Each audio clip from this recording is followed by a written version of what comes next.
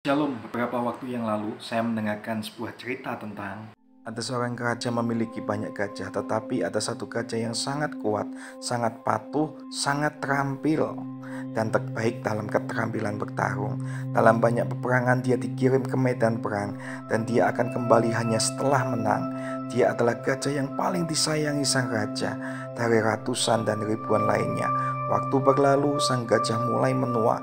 Sang raja tidak lagi mengirimnya ke medan perang, tetapi dia tetap menjadi bagian dari tim sang raja.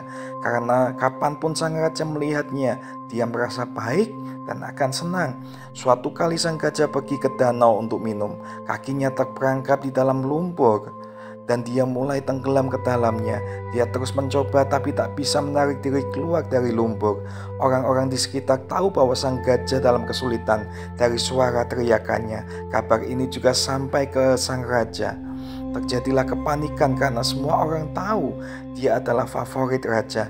Sang raja sampai di sana dan semua orang berkumpul di sekitar sang gajah dan melakukan berbagai upaya untuk mengeluarkannya, tapi tak ada jalan keluar. Itu bukan hewan kecil, itu adalah seekor gajah. Sementara itu seorang pensiunan menteri tua dari istana raja kebetulan lewat. Setelah memahami situasi, dia berbicara pada sang raja dan menyarankan agar memainkan genderang perang di sekitar danau. Yang mendengar merasa aneh.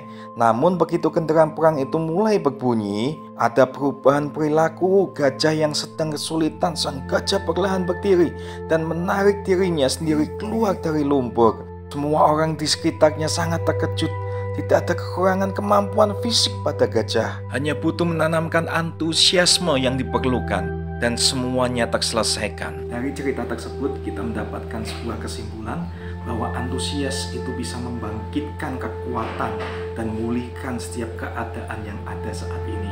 Dan masa-masa sulit saat ini, kita perlu menanamkan dan membangkitkan antusias di dalam kehidupan kita, dalam hidup orang lain, dan dalam kehidupan orang dari sekitar kita. Dan percayalah, saat ini waktunya untuk kita untuk membangkitkan antusias, memperdengarkan genderang perang itu, supaya antusias kita itu kembali bangkit dalam hidup ini. Dan kita tahu firman Tuhan juga mengajarkan bagaimana cara membangkitkan antusias dalam hidup kita.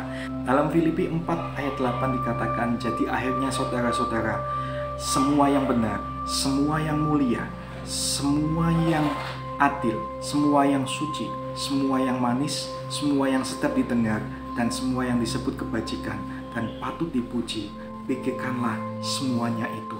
Dan mari saat ini kita akan membangkitkan keantusiasan kita dengan kita memikirkan yang benar, yang mulia, yang adil, yang suci, yang manis, yang sedap didengar, dan semua kebajikan dan yang patut dipuji.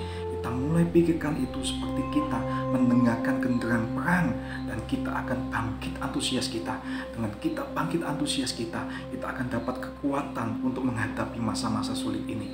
Percayalah, antusias yang dibangun, antusias yang dibangkitkan akan membuat kita bisa lebih hidup dan bersemangat dalam kehidupan ini.